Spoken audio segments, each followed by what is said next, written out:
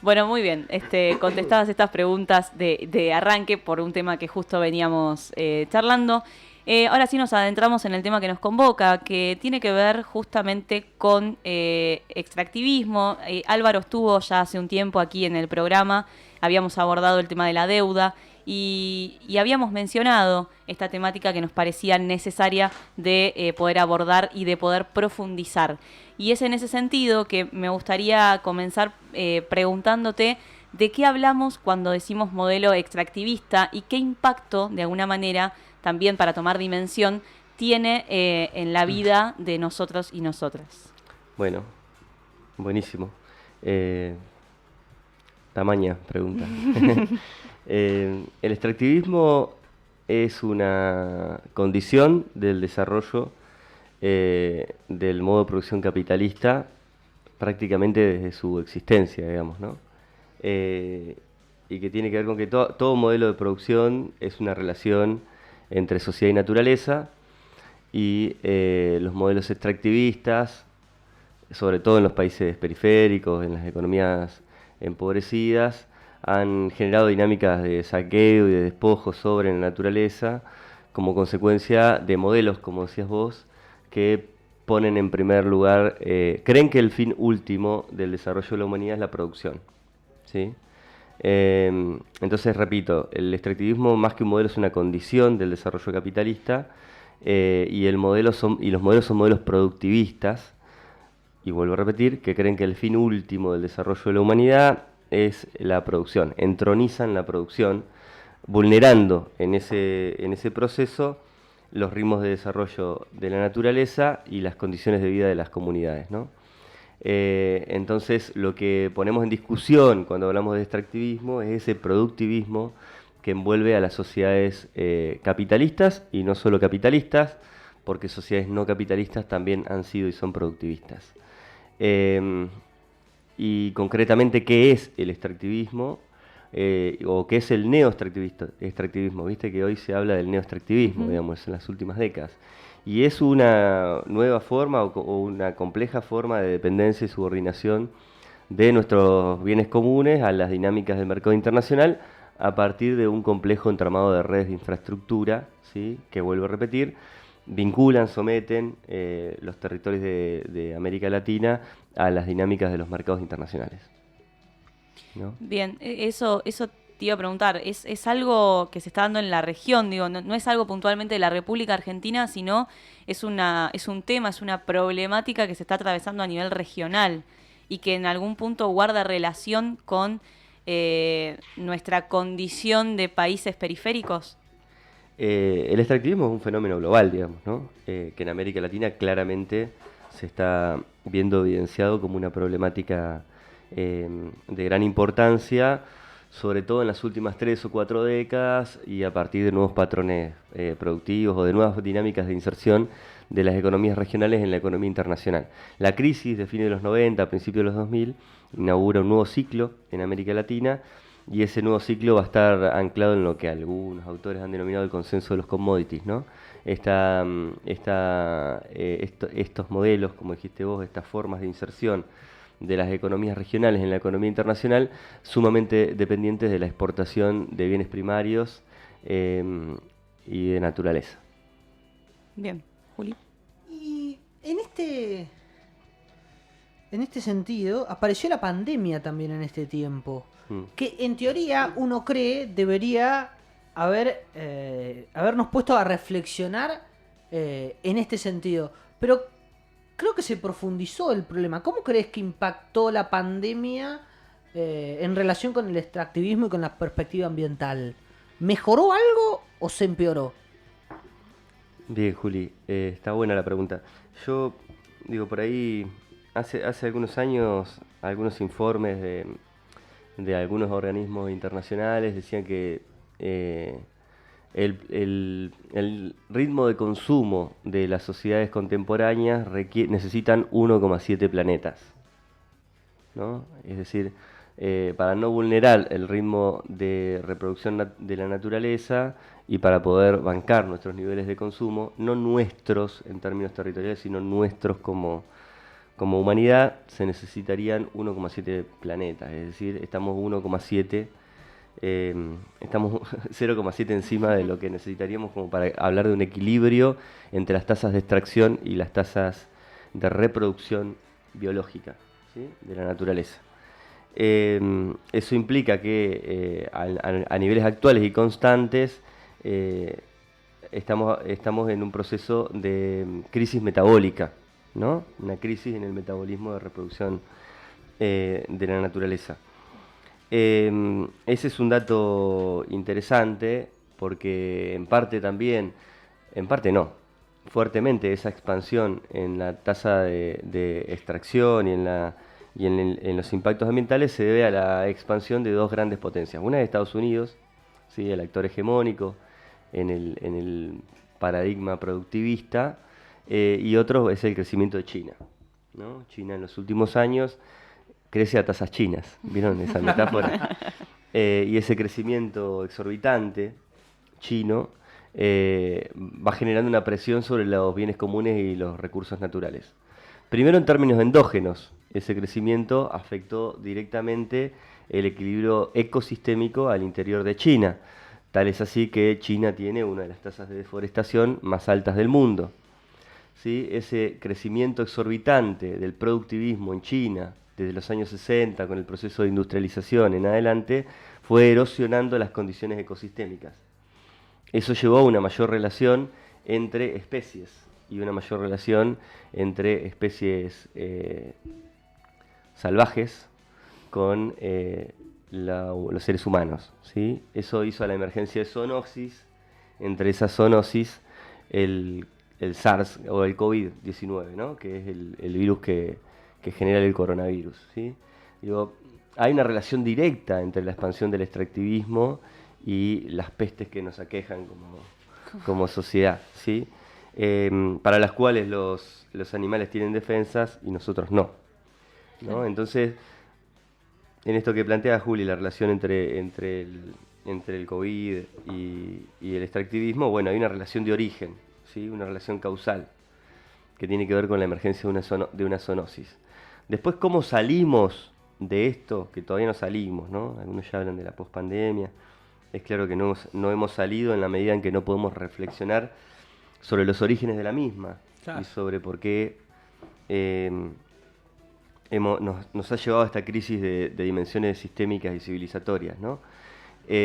Claramente, en América Latina en general y en nuestro país en particular, el rumbo político y económico de los principales estados, hablo centralmente de Argentina y Brasil, y también México, ¿no?, como economías dominantes en la región, ha sido una recomposición de la económica a partir de mayor extractivismo, ¿sí?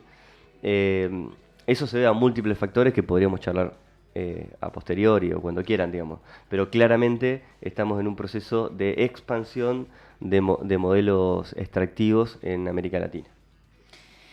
Bien, para también poner un caso en concreto, me parecía interesante poder abordar lo que está sucediendo y también conocer, que nos puedas contar en qué situación está, el caso de la hidrovía Paraguay-Paraná, ¿no?, que se ha hablado mucho el año pasado de este tema, se sigue hablando, incluso se ha hablado de si era posible que vuelva a manos del Estado el control, que si no lo digo mal, estaba concesionado el peaje de la hidrovía y demás cuestiones, pero bueno, saber un poco en qué situación está, qué impacto tiene esta situación en términos ambientales, ¿no? Que también para bajarlo un poco en concreto esto que estamos charlando.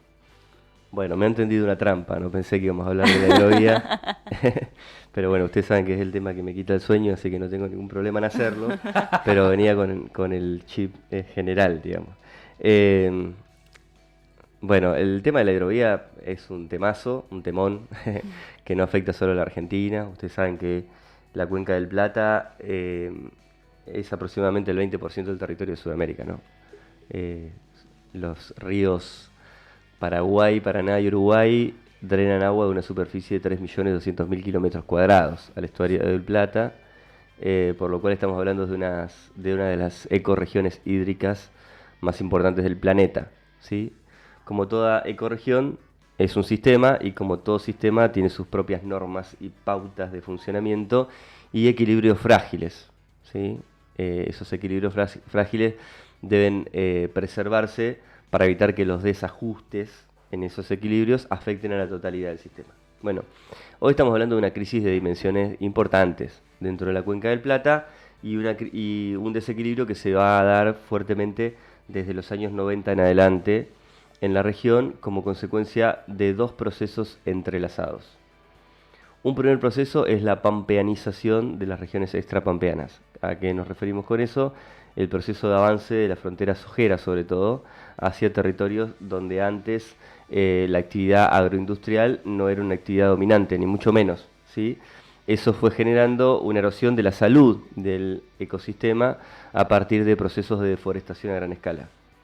Vale la pena siempre recordar que Argentina, en ese periodo, de los años 90 hasta ahora, en la Argentina se perdieron aproximadamente 8 millones de hectáreas de bosques nativos. 8 millones de hectáreas de bosques equivale eso más o menos a la superficie de Entre Ríos, en superficie, ¿no? Y sobre todo en el territorio de la Cuenca del Plata. Entonces, bueno, ese avance de la frontera extractivista, vinculada sobre todo a los agronegocios, ha generado un impacto ambiental muy fuerte. El segundo proceso entrelazado es esto que decía Mica, de la concesión de obra pública por peaje del río Paraná a el consorcio Hidrovía Sociedad Anónima, integrado por la Nacional EMEPA y la dragadora belga Jan de Null. ¿Qué hizo este proceso? Este proceso convirtió al río Paraná en una hidrovía, es decir, el río Paraná empezó a jugar las mismas condiciones que jugó el ferrocarril a fines del siglo XIX, principios del siglo XX, que fue articular la producción primaria con los principales puertos de exportación. Para que, si nosotros exportamos productos baratos, ¿sí?, con bajo valor agregado, necesitamos que el transporte sea barato. Y la hidrovía es el transporte más barato para estos procesos. Ahora bien, para que la hidrovía funcione como hidrovía se necesitan al menos dos condiciones indispensables. La primera es un sistema logístico y tecnológico importante, y eso se fue dando a partir de la privatización de los puertos y la construcción del consorcio portuario de Gran Rosario como el nodo logístico más importante de la región, y después las intervenciones técnicas sobre el río Paraná que garanticen la fluidez en la circulación. Esto es mayor nivel de profundidad del calado, ¿sí?, y determinadas obras de infraestructura que permiten una circulación constante los 365 días del año de buques y barcazas. Eso tiene un gran impacto ambiental. Piensen ustedes que el calado del río pasó de 26 pies, en ocasiones 22 pies, a 34 pies y en ocasiones 36 pies. Eso implica una remoción de sedimentos de aproximadamente 3.000 millones de metros cúbicos cúbicos por año.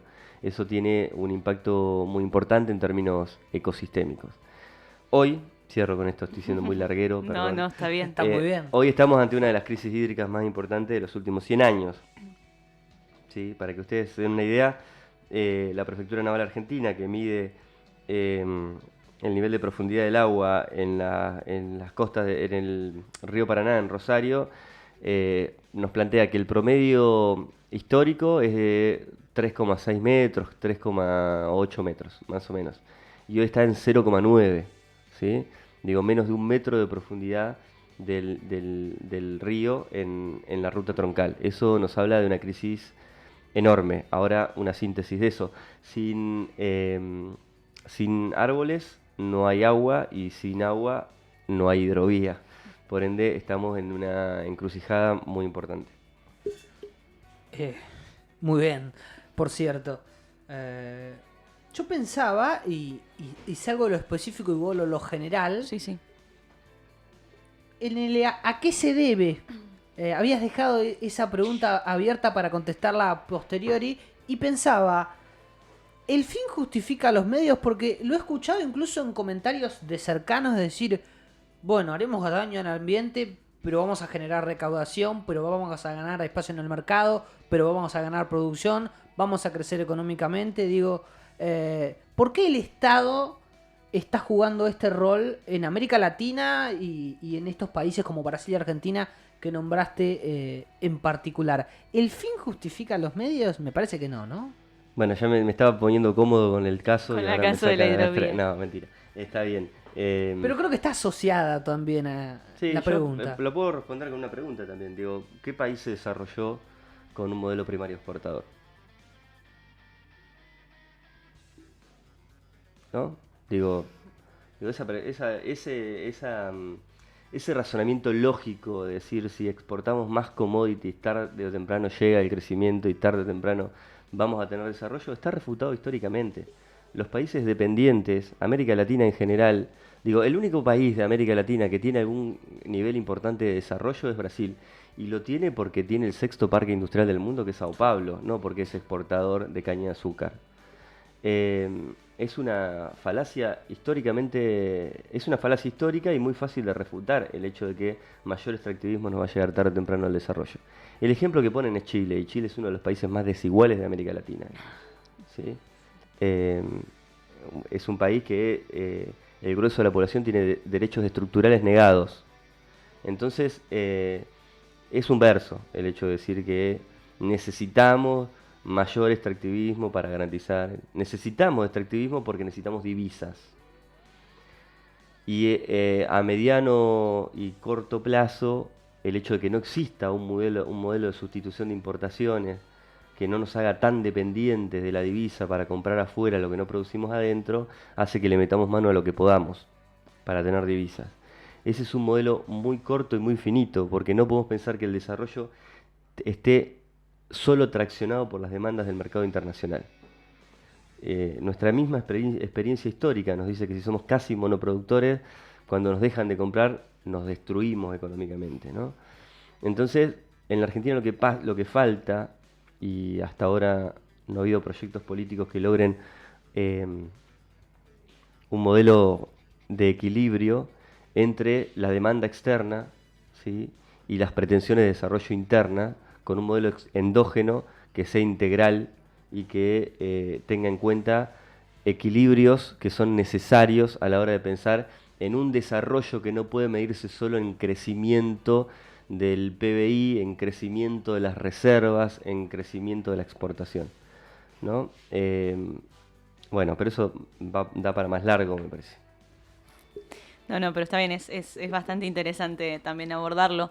Pensaba desde de estos espacios de comunicación, bueno, incluso en las aulas, digo, ¿cómo? Porque muchas veces vemos esta cuestión de que pareciera que las acciones individuales, ¿no?, alcanzan, son suficientes. El reciclar en nuestras casas y varios ejemplos más que son necesarios y está buenísimo que podamos cambiar un poco esos comportamientos, esas conductas. Ahora bien, en términos generales, en términos colectivos, ¿cuáles crees, si crees, y si hay algo pensado ya respecto a eso, que pueden ser las exigencias, que pueden ser los pequeños hilos de los cuales tirar para una necesaria y urgente transformación de estos hechos? Porque vos bien lo señalabas hace un ratito, una vez que se terminan las cosas, esto no se vuelve a generar, una vez que todo explota y que se termina y vamos camino a eso. Entonces, ¿de algún modo vos creés que es posible frenarlo? ¿De qué manera? En términos sociales, ¿se puede hacer algo también? El pesimismo de la razón y el optimismo de la voluntad, dice Antonio Gramsci. Y si claramente los análisis de realidad nos llevan a diagnósticos pesimistas, me parece que también es necesario remarcar que en las últimas décadas, en los últimos años, y en nuestro país eso está muy claro, la conciencia ambiental es mucho mayor que de lo que lo era en los años 90 o a principios de los 2000, ¿no? Me parece que el ambientalismo como propuesta política, ¿sí?, y el desarrollo de grandes colectivas, organizaciones ambientales, han empujado una conciencia ambiental que no es ingenua, ¿sí? Una conciencia ambiental que no es ingenua, que no cree que la solución a los problemas de productivistas, de modelos que son paradigmas de la civilización, pueden cambiarse solo con conductas individuales. Las conductas individuales son sumamente importantes, ¿no? Porque es necesario que tengamos una conciencia ambiental en nuestras prácticas cotidianas, pero también es necesario que podamos politizar esas prácticas cotidianas y podamos politizar también nuestras miradas sobre esos paradigmas y sobre esos modelos.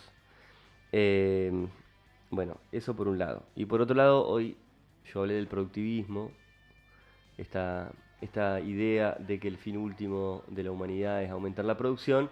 El productivismo tiene un primo hermano, que es el consumismo, ¿no?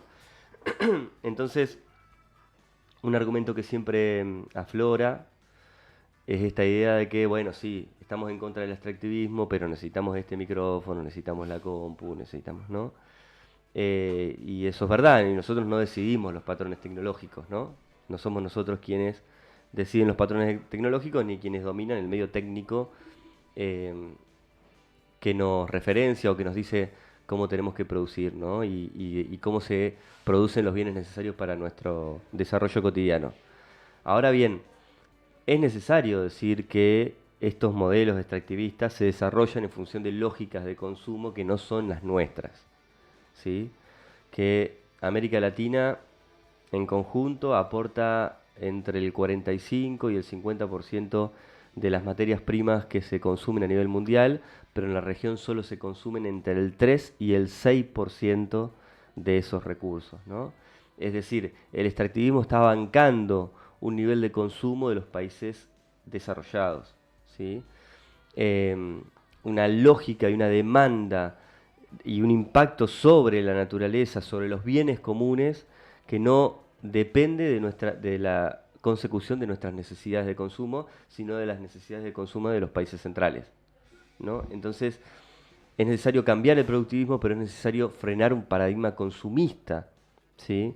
Que nos hace creer que la calidad de vida implica en tener más y más, ¿no? Pero repito, hay una geografía desigual de la extracción y del consumo de los bienes comunes. Los países empobrecidos son reservorios de recursos estratégicos para los grandes centros de producción internacional, pero no somos nosotros luego quienes consumimos esos productos, ¿no? Ese me parece que es importante marcarlo. Muy bien, muy claro. Mi pregunta o mi duda es si esta visión acerca del mundo de la vida y de las cosas puede efectivizarse dentro del capitalismo, o si el capitalismo en su propio ADN tiene este germen productivista al máximo. ¿Cómo reflexionás acerca de eso? ¿Cómo lo ves? ¿Lo ves posible o será una lucha difícil? Me parece que lo dije al principio, el productivismo no es exclusivo del capitalismo, ¿no? Pero el capitalismo es fuertemente productivista.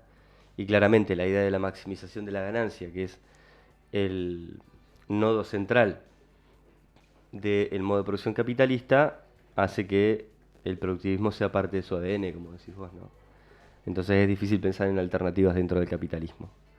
Voy a ser un poco más tajante. Es imposible pensar en alternativas dentro del capitalismo, en alternativas que sean realmente civilizatorias y superadoras de este modelo. Pero el título. Pero el capitalismo es un pedacito, una porción muy chiquitita en la historia de la humanidad, ¿no? Nosotros naturalizamos al capitalismo como... Sí, tenemos que asumir que vivimos dentro del sistema capitalista y necesitamos generar transformaciones dentro del sistema capitalista para que este mundo sea más vivible. Pero el capitalismo es una porción muy chiquitita dentro de la historia de la humanidad. Y de la misma manera que otros modelos y otros paradigmas, otros modelos de producción en otras etapas de nuestro desarrollo se transformaron, cambiaron, el capitalismo también es posible de cambiar y transformar. Hay evidencias históricas de que eso es así. Ahora bien, nosotros atravesamos una etapa geológica que muchos denominan como el antropoceno, ¿no? Le pone al hombre blanco, varón, en el centro, ¿sí?, de la humanidad, ¿sí? Ahora, en las últimas décadas ya no se habla del antropoceno, se habla del capitaloceno, ¿no? Porque ya no son las necesidades del hombre blanco varón las que están en el centro del universo, sino las necesidades de reproducción del capital las que están en el centro del universo, ¿no? Y la brecha ambiental, la destrucción ambiental que genera esa idea de que lo más importante es la reproducción del capital, ni siquiera las necesidades humanas, la reproducción del capital es algo que si no atacamos nos lleva puesto, ¿no? Entonces yo creo que una transformación verdadera que le pueda poner un freno a esta destrucción a gran escala de la naturaleza, de los territorios y de los cuerpos, ¿sí?, en un modelo que es racista, que es clasista y que es patriarcal, si no logramos ponerle un freno, utópico sería pensar que podemos seguir durante mucho tiempo con estos niveles de agresión sobre nosotros mismos. Maravilloso. Sí, así es. Álvaro, te agradecemos muchísimo por haberte tomado estos minutos. A ustedes. Y quiero sí señalar o contarles que hay mucho material que vos escribiste acerca de este tema y de tantos otros. Y particularmente hay mucho en la biblioteca digital, podemos decir, que tiene el CONICET, en donde pueden encontrar un montón de artículos escritos por Álvaro y que son muy interesantes realmente para poder leer, para poder reflexionar, incluso compartir con quienes ustedes consideren. Pero mínimamente para leerlo me parece que es interesante. También, si no estoy equivocada, hay un libro que está en la biblioteca del Claxo, ¿puede ser? Sí. No son tantos otros temas, no le mentamos. No, bueno, a la pero gente, digo, porque puedo hablar de corrido de muy pocas cosas, digamos. Entre ellas de extractivismo y la hidrovía, que son las dos cosas que me han comentado, me han llamado. Bueno, de la deuda también hemos charlado. Sí. Nada, digo, bueno, de estos temas, van a encontrar algunas referencias de estos temas que son los que trabajo desde hace bastante tiempo ya, que no trabajo solo, que es un trabajo en equipo. Yo soy parte del Centro de Investigaciones Geográficas y del Instituto de Geografía, Historia y Ciencias Sociales, de la Universidad Nacional del Centro y del CONICET, y también soy educador popular, soy parte de un equipo de educación popular que se llama Pañuelos en Rebeldía, que desde hace 20 años camina junto a los movimientos sociales en América Latina, generando conocimiento y problematizando este tipo de cuestiones. Por ahí va mi producción académica y mis aportes, que tienen que ver con extractivismo, el buen vivir, la educación popular, bueno, la hidrovía mucho porque es un tema que trabajo. Es verdad, en el repositorio digital del CONICET hay muchas producciones académicas y, como decía Mica, el año pasado Claxo me publicó un libro que es sobre la Iniciativa para la Integración de Infraestructura Regional Sudamericana, que es la IRSA, que es un megaproyecto de integración de infraestructura en América Latina, que busca vincular los recursos estratégicos con los principales centros de consumo a nivel internacional. Ese texto, ese bodoque, está en la biblioteca de Claxo, sí. No, eso, quería decir una cosa más, que digo, súper agradecido de la invitación. Siempre es necesario que nos hagamos tiempo para atender estos diálogos. No tiene ningún sentido la producción académica, intelectual, si no se pone en diálogo con otro tipo de saberes, si no hay un real diálogo de saberes, y me parece que la comunicación juega en eso un rol central. La comunicación es la llave que nos puede ayudar a abrir puertas para un mundo mejor, así que a disposición para lo que quieran. Muy bien, te agradecemos nuevamente y seguramente estemos en contacto y tengamos tu voz presente aquí en no mucho tiempo. Si podés, por supuesto, siempre será bienvenido. ¿Podemos considerarte como invitado recurrente o es demasiado? Ah, mira, te pone presión al aire. Es demasiado, Julián. Es demasiado. Es demasiado, Julián. Es demasiado. Y más demasiado. si te presiona hacia el aire. Es demasiado. No, dentro de mis posibilidades de participar, agradecido la invitación y acá estaré, digamos. Recurrente o no recurrente, está mi compromiso de volver. Voy a empezar a portarme mal, así no me consideran recurrente. Bueno, muy bien. Además, si te esperamos así con mate y facturas, quizás te tentamos un poco más. Claro, capaz que así está mejor, ¿o no? Si no me dejaron, o sea, mate tomé, pero factura no pude un segundo No te ni dejamos. estirar la mano. Pero así te podemos, te puedes llevar una para el camino. Bueno, te gracias. agradecemos muchísimo y Gracias. seguramente estemos en contacto. Bueno, muy bien, pasaba entonces Álvaro Álvarez contándonos un poco acerca de este tema del extractivismo necesario que seguiremos abordando, que seguiremos profundizando, reflexionando, formándonos en torno a esto que también creo que son los grandes pilares. Muy bien. Juli, separamos con una canción y volvemos ya casi que para el cierre, te diría. Ya estamos. Sí, prácticamente para el cierre. Somos la más amable de tus compañías posibles. Ana no duerme